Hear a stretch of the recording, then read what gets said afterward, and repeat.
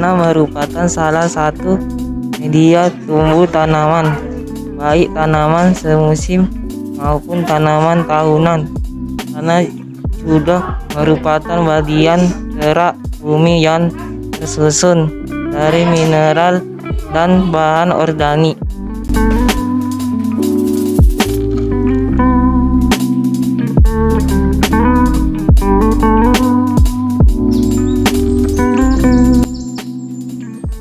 Fungsi tanah sebagai pendaur ulang. Tanah melakukan salah satu fungsi terbesar dalam sebuah ekosistem. Fungsi tanah tidak hanya sebagai tempat berjangkarnya tanaman penyedia unsur hara, tetapi juga berfungsi sebagai salah satu bagian dari ekosistem.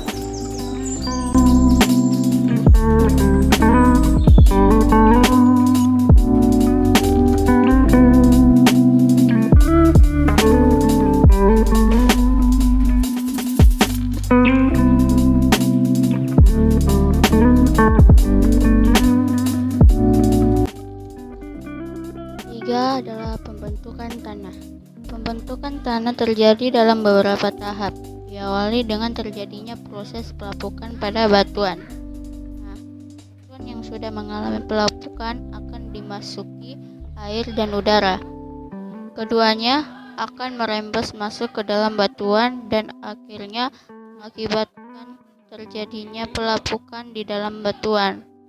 Ada 4 tahap dalam proses pembentukan tanah, yaitu pelapukan batuan, pelunakan struktur tanah, tumbuhnya tanaman perintis, dan penyuburan tanah. 1. Pelapukan batuan. Yang pertama adalah pelapukan batuan. Pelapukan batuan terdiri atas pelapukan secara fisik, secara kimiawi, dan secara biologis. Faktor mempengaruhinya adalah suhu, cuaca, dan tekanan dalam batu itu sendiri. Berikut 3 jenis pelapukan batuan. Pelapukan secara fisik. Pertama adalah secara fisik. Pelapukan fisik terjadi karena hancurnya material batuan yang tidak mengubah struktur kimiawinya. Pada proses ini, batuan akan hancur menjadi partikel yang lebih kecil. 2. Pelapukan secara kimiawi. Yang kedua adalah secara kimiawi. Pelapukan kimiawi terjadi karena perubahan struktur kimiawi di dalam batuan. Kondisi ini biasanya dipengaruhi oleh hujan asam. Hujan asam dapat menyebabkan kondensasi metan sulfur yang akhirnya menciptakan efek korosid pada batuan. Pelapukan secara biologis. Pelapukan biologis terjadi karena pengaruh aktivitas makhluk hidup dan faktor alami.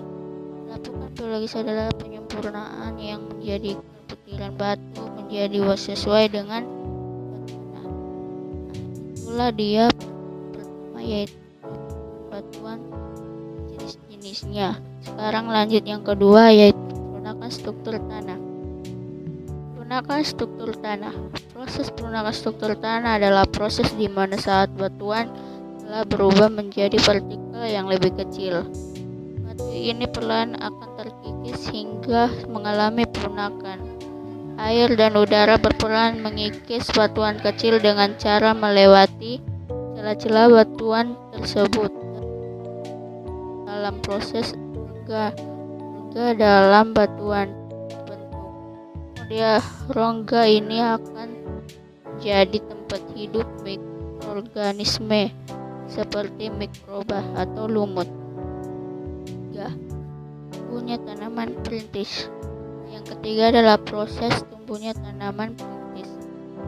Batuan yang telah melewati proses pelunakan akan ditumbuhi tanaman perintis. Tanaman perintis akan menghasilkan asam humus yang kemudian mengalir ke celah batuan. Lalu kemudian asam humus akan membuat batuan lunak menjadi tak lapuk sempurna sehingga tanah. Proses ini juga biasa disebut sebagai pelapukan biologis. 4. Penyuburan tanah. Kemudian yang terakhir adalah proses penyuburan tanah. Batuan yang sudah dilapuk sempurna akan mendapatkan bahan organik dari organisme yang tumbuh di atasnya. mengalami proses penguburan sehingga mampu menghasilkan unsur hara dan air. Selanjutnya, tanah akan menjadi subur dan dapat ditumbuhi berbagai macam organisme. Nah, itulah dia proses pembentukan tanah, dan sekarang mari kita ke bagian selanjutnya, yaitu bagian penyusun tanah.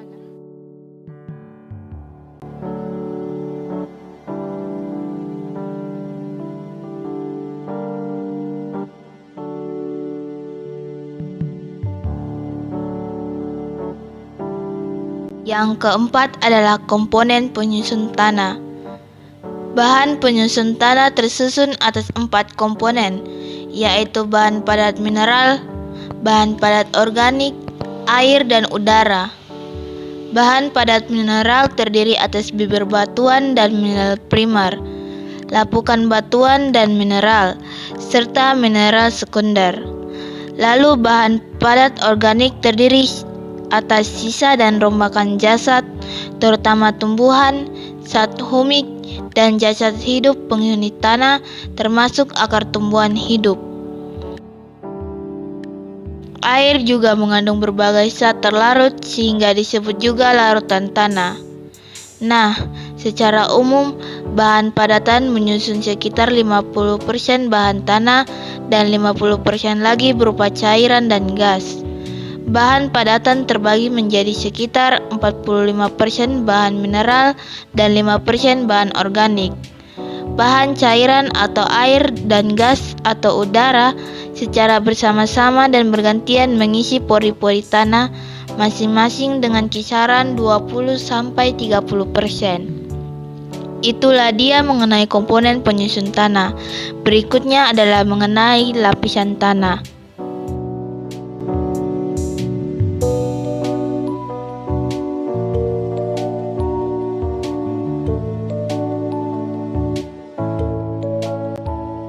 Yang kelima adalah lapisan tanah.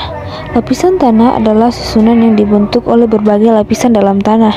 Lapisan tanah dapat dikelompokkan berdasarkan penampakan fisik, warna, dan tekstur tanah. Secara umum, tanah memiliki 4 lapisan, yaitu lapisan atas, lapisan tengah, lapisan bawah, dan lapisan induk. 1. Lapisan atas. Lapisan atas merupakan lapisan yang terletak hingga kedalaman 30 cm, sering disebut dengan istilah topsoil. Lapisan ini merupakan lapisan yang paling subur karena banyak mengandung bahan organik. Oleh karena itu, lapisan ini merupakan bagian yang optimum untuk kehidupan tumbuh-tumbuhan.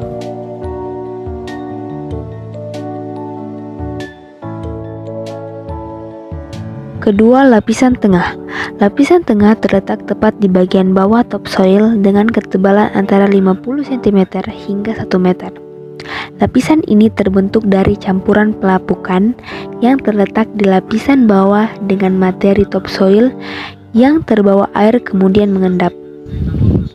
Ciri yang dimiliki oleh lapisan tanah ini adalah berwarna lebih cerah dibandingkan lapisan di atasnya dan bersifat lebih padat. Lapisan ini sering disebut dengan tanah liat. Yang ketiga adalah lapisan bawah. Lapisan bawah merupakan lapisan yang mengandung batuan yang mulai melapuk dan sudah tercampur dengan tanah endapan pada lapisan di atasnya atau tanah liat. Terakhir, lapisan induk. Lapisan induk tanah berada pada lapisan paling bawah, terdiri dari materi anorganik dari pecahan batuan yang berasal dari lapisan yang ada di bawahnya dan tidak mengandung humus.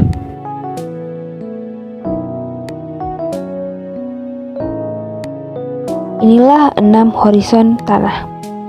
1. Horizon O. Horizon O adalah jenis horizon tanah yang terdiri atas berbagai material organik seperti sisa dedaunan, bangkai hewan maupun tumbuhan. Letak horizon O biasanya di permukaan tanah paling atas, namun juga dapat terkubur pada lapisan di bawahnya.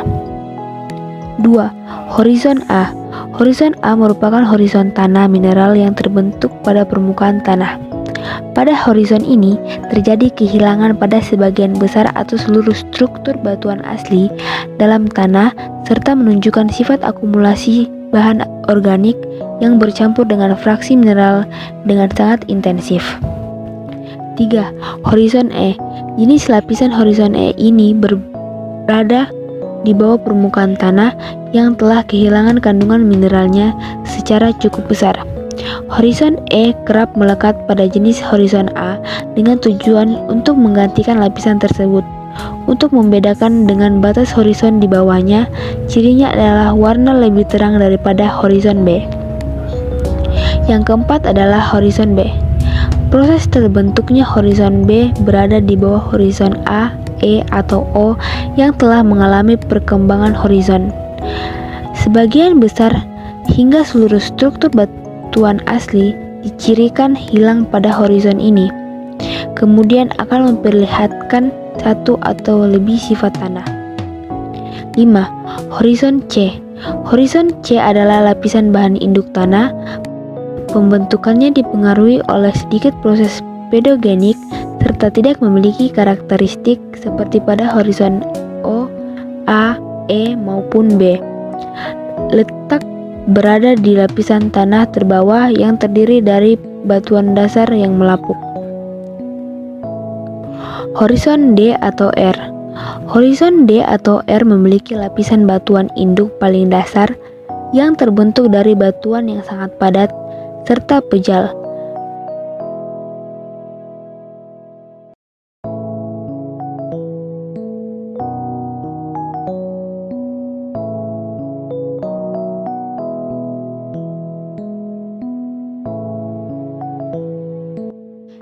Yang keenam adalah organisme tanah.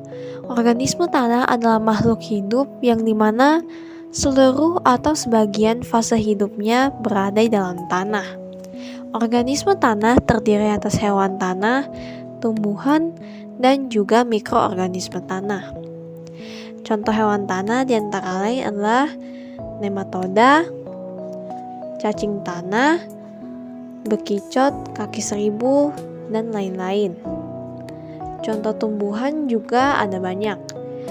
Tumbuhan merupakan habitat penting bagi mikroorganisme tanah, terutama pada lapisan serasah di permukaan tanah. Pucuk, daun, dan ranting yang jatuh di atas permukaan tanah, serta akar yang masih hidup atau yang sudah mati merupakan sumber bahan-bahan organik tanah. Yang ketiga adalah mikroorganisme tanah, terdiri atas misalnya contohnya protozoa, rotifera, alga mikroskopis, fungi, virus, dan bakteriofag.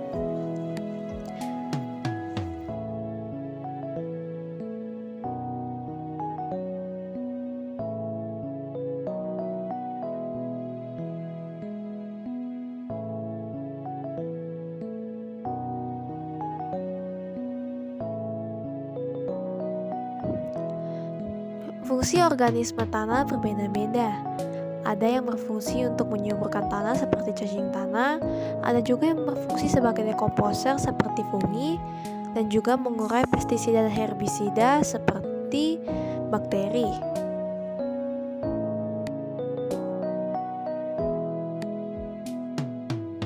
Kesimpulannya adalah tanah merupakan salah satu bagian yang penting dalam kehidupan.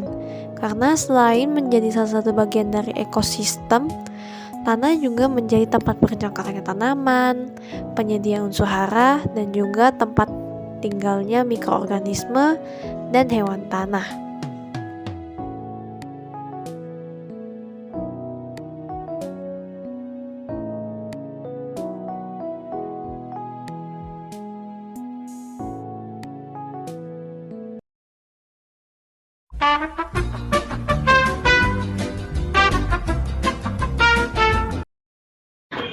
Indah Tal.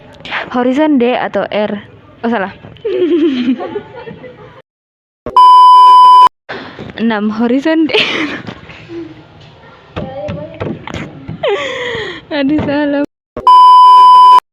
Organisme tanah juga memiliki banyak fungsi, diantaranya seperti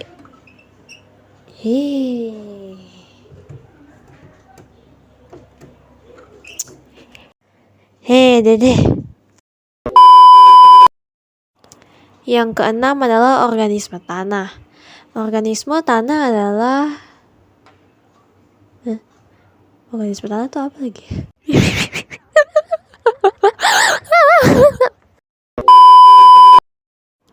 Mikroorganisme tanah terdiri atas protozoa, rotifera, alga